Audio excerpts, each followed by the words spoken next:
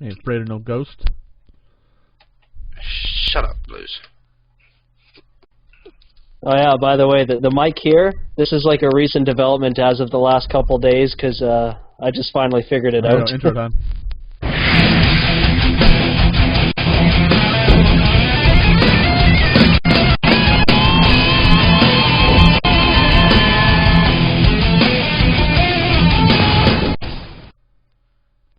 Welcome everybody to the Cold Blood. This is probably a little different than everybody's used to. I know we got 5 people watching right now already. Which is pretty decent since we've only just started. So I don't know if anybody watched it just now, but we just watched the PlayStation 4. What would you call that, Sylvia? Like a goddamn game fucking review? Live stream game releases. Like seriously, I would basically just call that right now. Here's what games we have coming for the PS4, but we ain't gonna show you shit about the PS4. We're just gonna show you the games. I mean, it was pretty awesome. Don't get me wrong, dude. But like, I mean, fuck, dude. Just I want to see what the shit looks like. You know, I mean, cool the games. You know, it shows like Killzone and Infamous and those type of games are really probably the games I'm really wanting to play. But like, other than that, I really don't care. Watch Dogs looks fucking awesome. Did y'all see that shit? Watch Dogs was probably my favorite game I've seen tonight altogether. It looked fucking awesome. Yeah, it did. It looked like it looked beast. Like that game is gonna be the fucking it's like a Grand Theft Auto type game, you know? Yeah. It looked fun. So, what do we have to talk about that they actually revealed from the PS4? First of all, that controller. Right, well, we've seen... Yeah, that controller. Yeah, I was just about to mention that, Scoon. Thank you. That ugly-ass controller. I'm not so sure about the touchpad. I like the idea of being able to move the screen during fucking cutscenes, but is it really necessary to have it on that big-ass controller? Could we not just use the analog controller to just move around? Well, and it's already been done. They did that on Heavy Rain. You could... it might have been Heavy Rain. There's been things where you can move it around with the analog stick and it works fine. Fine, yeah. I think the addition of the touchpad, it's not needed. That's just my personal opinion on it. No, there's some games that it's not going to work for. You know, the Call of Duties and stuff. When are you going to have time to touch the touchpad? I mean, it's a Twitch shooter, and it's not going to work for a lot of stuff. Exactly. But I just don't know. I mean, the PlayStation controller as it is, it's awkward enough as it is to sort of hold. I know there's a lot of people who complain about the little screws in the back of it, right? But putting on the addition of this big-ass fucking touchpad, I don't know. Is it going to work? Well, the thing that got me the most was they're doing the same fucking thing the Wii U is doing, but now you got to buy a PlayStation Vita. Yeah. To use the thing.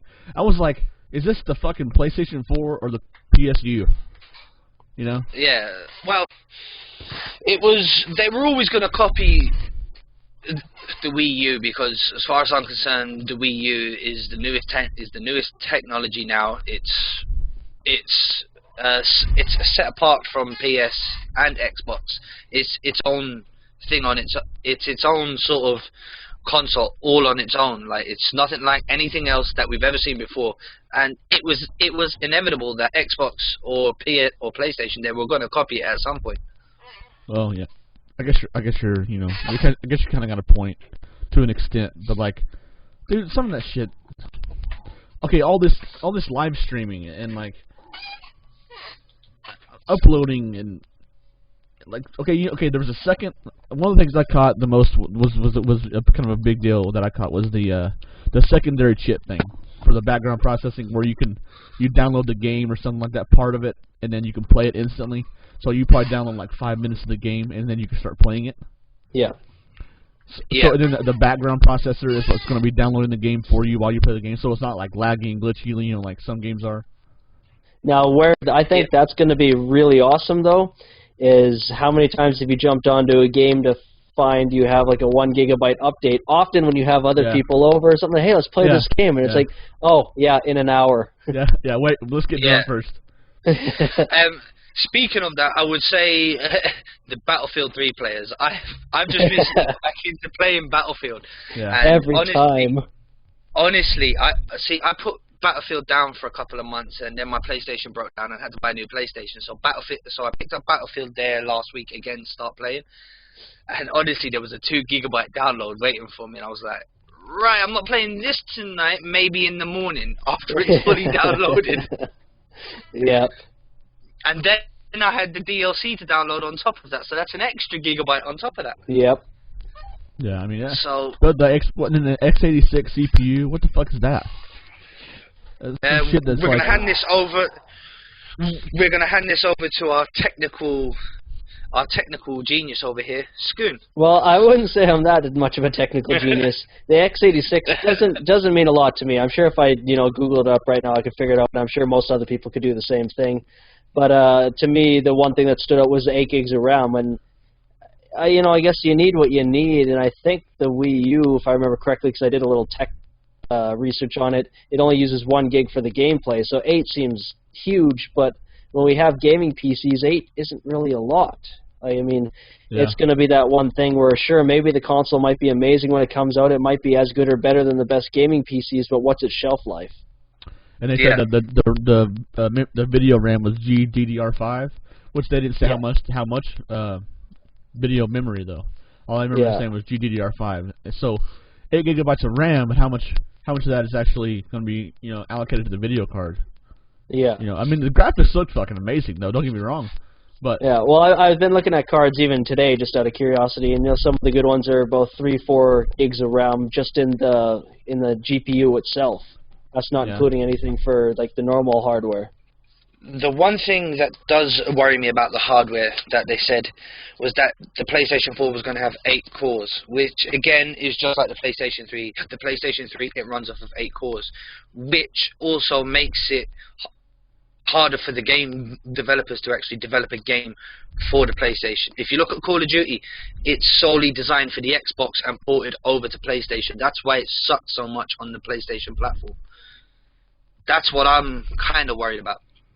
Yeah, well, developing for multiple cores, yeah, it's definitely a different beast in itself. That was the whole, like, what's it called, the cell processor. That's the reason why. That was the reason why the PlayStation didn't have a lot. What do you call it? Game chat or party chat, was because the cell processor requires so much RAM to use or something like that. I don't know how that shit works. But that was their excuse. That was Sony coming out and saying, well, we don't have enough. There's not enough RAM to allocate a party chat. Remember actually that whenever that big hack deal came about, and that people were clamoring about, we want to live chat, and it was down for 2 months, and they had a big update. Remember all that? They said they were going to implement party chat. Then it came back and said, well, we can't do it because the RAM allocated for the cell processor was too much or something like that, so they couldn't do it. I remember. Nothing like making a promise and then breaking it after. But this is bullshit, Yeah. Don't tell me you're gonna do something and then say, well, we can't do it because, Too stupid. But I noticed I play on the Xbox, quite a bit, and the party chat thing, I noticed it does make the whole system kind of, I would say laggy, but not like more glitchy. You know what I mean? Especially if you're in it with somebody else, like a bunch of people. Well, the one thing I did like from tonight's stream is the look of the new dashboard for the PlayStation. Yeah, that looks super cool. That looks super cool. And I do believe I also seen a little icon in there for party chat. Yeah, I've seen it. So looks like we will be able to talk to each other from different game platforms. Well, it wasn't the party chat, I don't think, but it was that share feature where your friends could come in and watch you play the game, and then they can take over the game if you're stuck somewhere. You can have a friend online in a different fucking country take over the. I just want to say to this guy, Galloway. No, not the PS3. The if you go back, PS4. the PS3 does have 8 cores, and I have done my research, and I do know that for a fact. But thank you anyway for leaving your comment. One thing that they had mentioned that I thought was interesting was You know, granted, you have to pay for it all again, but they said they're hoping to basically bring the entire PlayStation library onto the store. And I know there's some titles on there I'd like to see come back and be able to play, and if they could somehow implement, you know, multiplayer into it again, like, you know, there's some older shooters that I want to play again. Yeah, that's what I was wondering too, about like backwards compatibility with games. You know, I'm not gonna be able to play my PS3 games on, you know, the console, the PS4, and that's pretty much what they kind of said it without saying it. Like, it sounds like you might have to keep your PS3 for a little while to play your PS3 games. The older stuff, it'd probably be cheap anyways, like what, $5-10 a game, I would hope. What game, depending on how newer, depending on how new the games are. Yeah. Yeah. What else? Yeah, the share button. Yeah, they emphasized that a couple of times, I noticed. The share button, what I took away from the whole live stream on the share button is basically the PlayStation 4 is going to have its own sort of recording software, if you will. You press that share button and it's out there for the world. The only thing that kind of irks me a little bit about it is it through Ustream, because I seen that Ustream was emphasized That's what they said. that was the live streaming capability part of it. Was Ustream, not Well, but you notice though that whole live stream was through Ustream. That was what Ustream looks like. Well, I was actually watching it on Twitch, so. Okay, so yeah, well, the links I was giving you they were on certain websites, but they were using the Ustream plugin. Yeah. Which, I mean, it's not bad. Don't get me wrong. It's not a bad thing. Ustream is not like, it's the porn industry. I think it's what that is, isn't it? It's where all those girls get on the fucking cams and stuff. Scoon, you know all about that, don't you? No, Chatterbait. But I mean, I know Spanky was talking about it one time. He goes on the Ustream and watched some girl. I can't remember who it was though. But it was you know, it's kind of like that. You know, stupid fucking people. It's not gaming related. I put it that way. Yeah. Yeah, that is what I saw. You know, they're saying you can basically, by the sounds of it, you can upload your content. I'm sure if you got a mic attached, you could probably add your commentary. And you know, maybe it's me being a bit greedy here, but it makes it a little too accessible to everybody to record their content compared to us who invested in capture cards. And it's not just the money, but it's like, oh, great, now everybody can do it. And you know. As if, yeah, I know exactly what you're saying, Scoon. It's as if the YouTube gaming community isn't oversaturated enough as it is. Yes, with enough great content. I put it this way though, the fucking Xbox 4 or 3 or 7 or whatever the fuck it is, 780, 960, whatever, 720, whatever the fuck it's gonna be. Shit. They got a lot to live up to. They do.